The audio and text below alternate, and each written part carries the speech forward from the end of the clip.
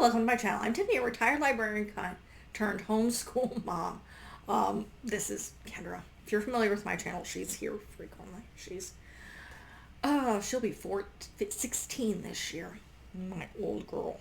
My lab cat. Okay, moving on to this.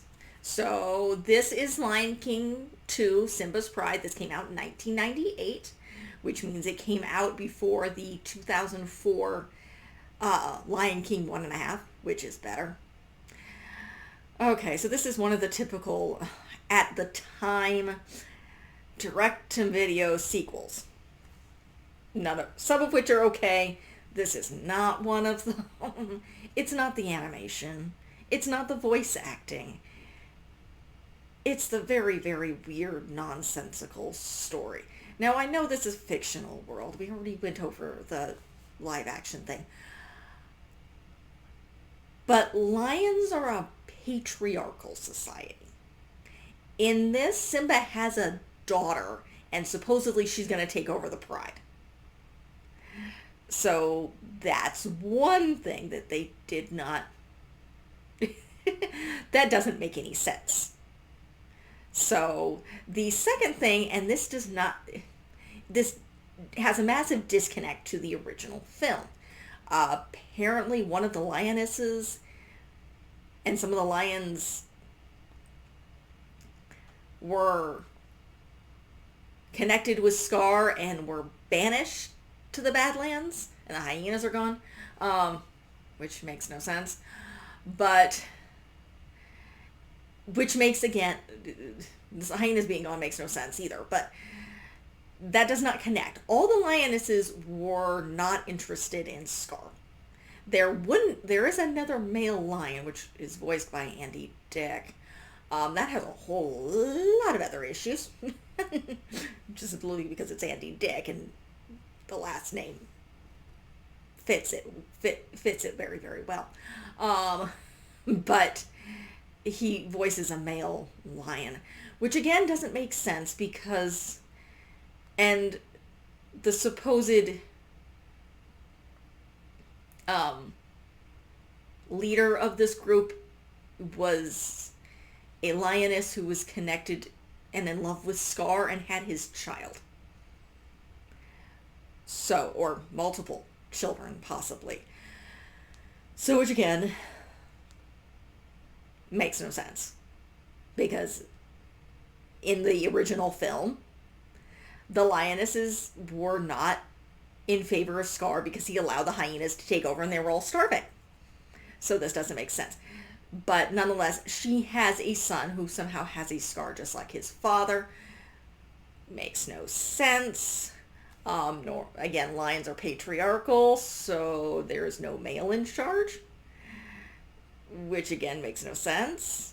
Females pretty much always have a male lion. That's just kind of the way That's the way it works in lion society. That's the way it worked in the original film. Gave birth to a male heir. Is taken over by a male who happens to be the uncle. The male heir comes back and takes back over. Females do not run things. That's just the way lions work. Not hyenas. Hyenas are matriarchal. Hyenas are matriarchal, but lions are patriarchal. So this is a star-crossed lovers story. Why they say it goes after Romeo and Juliet, that doesn't exactly work because Romeo and Juliet's based off a few other things. It's not an original story. So essentially what this is Simba has his daughter Kiara.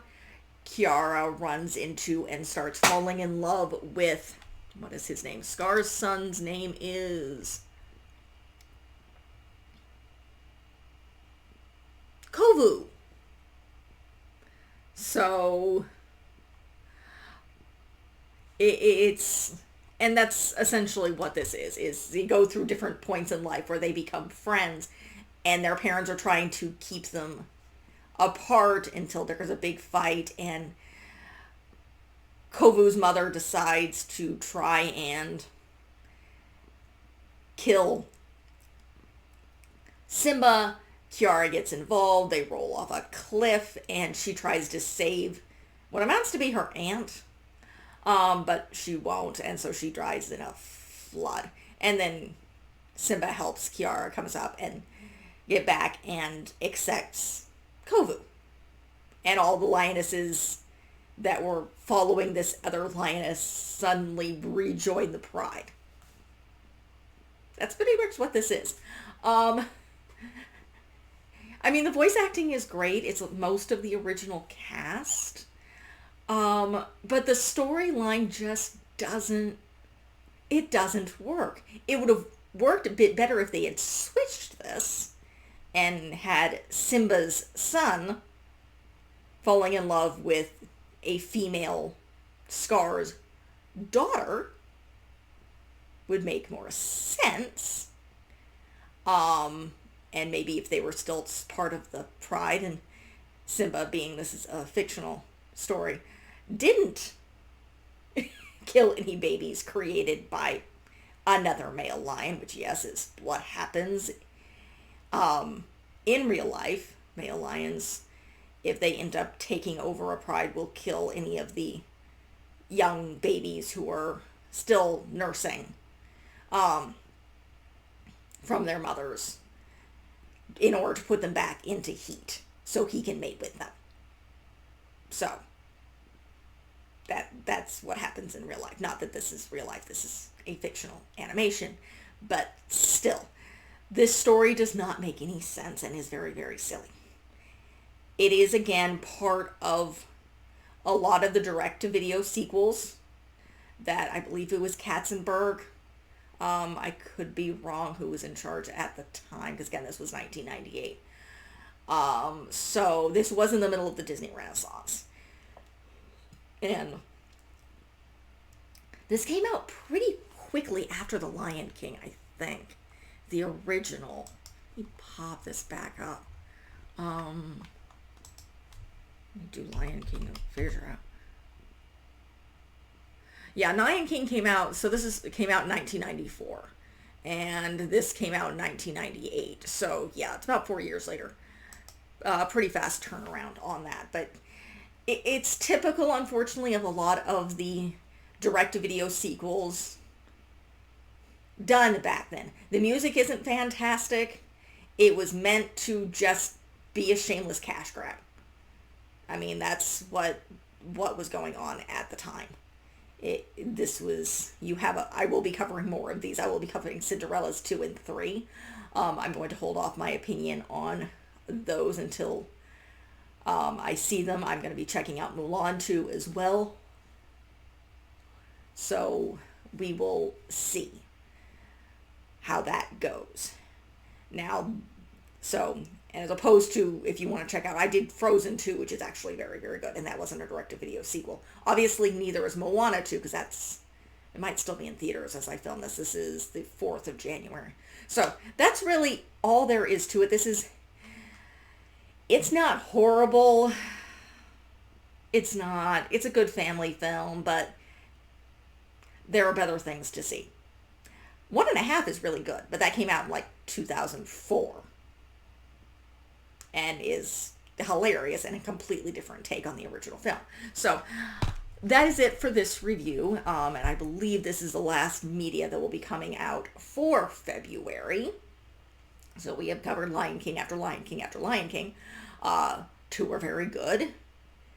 1 has lots of issues. This one has these slightly different issues. So again, it's not a horrible film. It's not something that's on my to-buy list. I do own any more than the realistic animation one is. So I do own the regular Lion King. I may buy 1.5 just because it's really, really fun. You can check out my review of that. That will come out before this. So if you like what you see, be sure to like and subscribe. And finishing off The Lion King and African Tales for February. And you can look forward to Brave and Irish themed for March. And then we'll be moving into The Little Mermaid for April. And I think I'm doing Asian Tales in June. I'd have to double check. We are covering Mulan and Mulan 2 and the live action Mulan. No, I'm not buying a live action Mulan. I think I own Mulan 2. So, and we are going back to eventually to Cinderella.